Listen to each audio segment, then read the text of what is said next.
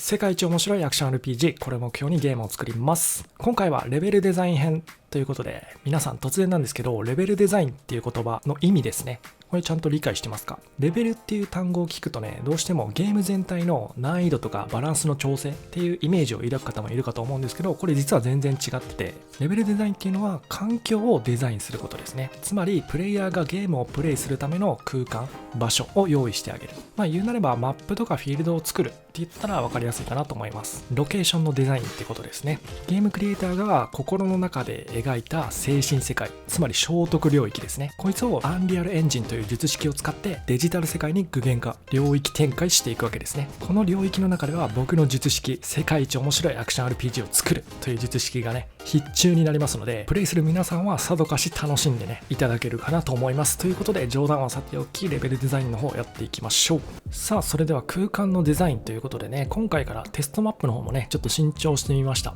こんな感じのね、近未来風のね、格ゲーのトレモっぽい感じになってますね。戦闘 NPC がいて、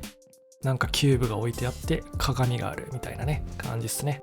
ちなみにこの地面のね正方形なんですけど、これちょうどね1メートル四方の正方形になってます。つまりこの壁が2メートルっていう感じですね。このキャラクターかなり身長高いよね。なんか公式のホームページ見たら196センチって書いてありました。でこの黒色のキューブが地形扱いなんで、こんな風に登ったりすることができます。で白色の方はねオブジェクト扱いなんで、プレイヤーがぶつかると動いてくれるっていう感じになってます。こういうね物理シミュレートされてる物体に登ろうとするとね、結構面白い挙動をねしたりします。うわー、危ねえ。キューブが飛んでいったあとね、皆さんちょっと気になってたと思うんですけど、なんかひょっこりと新キャラクターがね出てます。申し遅れました。こいつがですね、僕の心の中の両面スクナです。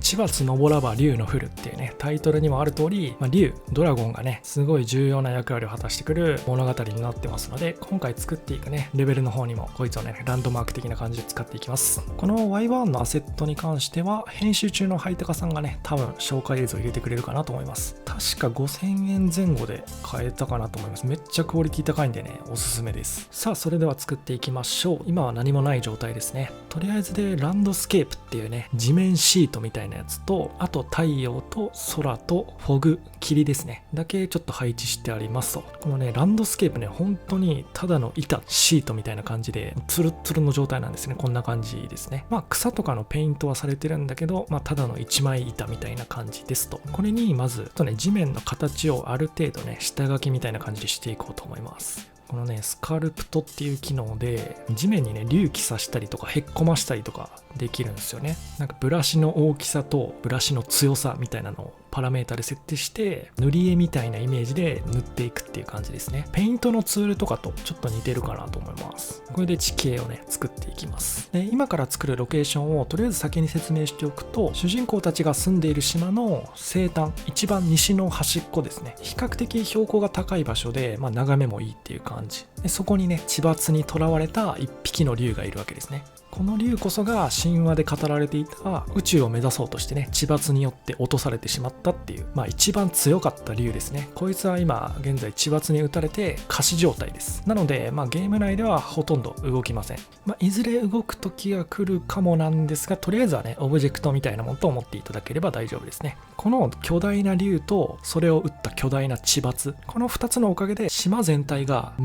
魔法エネルギーで溢れ返っているわけですね。これこそがこの島出身の主人公たちが強い理由でもあるんですけど、でそういったエネルギッシュなね場所なので、いわゆる儀式の場所としても使われてるんですね。その儀式っていうのが一体どういう儀式なのかっていうのはちょっとおいおい話すとして、とりあえずはねその聖なる神聖な場所、千葉津に打たれた竜を祀る祭壇的なものをね作っていきます。広さはだいたいこんな感じですかね。この一段せり上がっている場所がフィールドですね。画面の奥が島の西端っていう感じですね。一応このロケーションは戦闘エリアとしても利用する予定なので、結構広めに撮っておきます。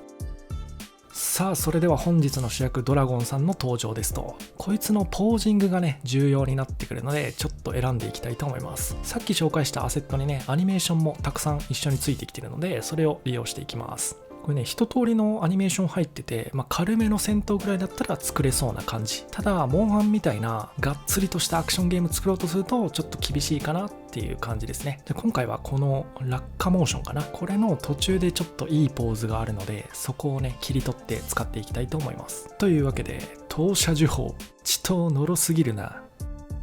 これあれです。僕に触れられた人は1秒間を24分割したフレームでね、イメージして動かないといけないんですけど、そのイメージをね、失敗すると強制的に1秒フリーズさせるっていう、そういう術式です。じゃあちょっとサイズがね、全然足りてねえんで、スケールをね、3倍とか4倍ぐらいにします。やっぱ僕ね、タッパとケツがでかい竜がタイプなんですよ。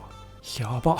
威圧感えぐいな。もうこれ恐竜やな、ほぼ。じゃあ次は地抜だね。イメージしにくいと思うんですけど、なんかね、雷みたいな粒子状のエネルギー、巨大なエネルギーが地面から天に向かってズバーンって上がるわけよ。で、罰の対象を貫く。今回だったらこの竜だね。竜を貫いた後に物質化するんだよね。なのでその場には石柱あるいは結晶柱的なものが残るっていうことだね。今回はこの岩のモデルを超細長くね、鋭利な感じにして、その残った石柱みたいなものを表現していきたいと思います。ちょっとね、3本ぐらいぶっといのをね、ぶっ刺したいと思います。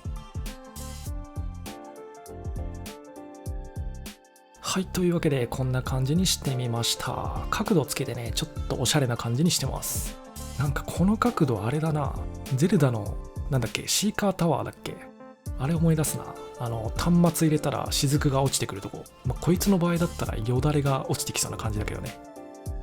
このまさによだれが落ちてくるところに、いわゆる儀式祭壇的なものをちょっと設置してみたいっていうのと、あとは入り口ですね。屋外なんで入り口以外の場所もね、普通に出入り自由な感じにはなってると思うんですけど、一応ここがメインの入り口ですよみたいなところをちょっとね据えて、そこからの景色とかをねちょっと作ってみたいと思います。はい、というわけで今回はねこんな感じになりましたと。なんかちょっと草浮いてるけど気にしないでください。入り口からの景色がこんな感じですね。ポイントとしては分かりますかね、ちょっと建物がね傾いてるんですよね。深みの聖堂の最深部みたいな感じで作ってます。というのも大昔にねでかい地抜があったんで、すごい、建物とかが歪んじゃってるわけなんですよね。ただここはねパワースポットなんで、儀式的な場所として倒壊した建物も使わざるを得ないっていうことで、後から人の手がね入ってますっていう感じを表現したかったんですけど、人の手が入ってる感はあんまり出てないですね。この木の足場とかは後から置いたのかなみたいな感じですね。でちょっと生活感をちらほら出したり。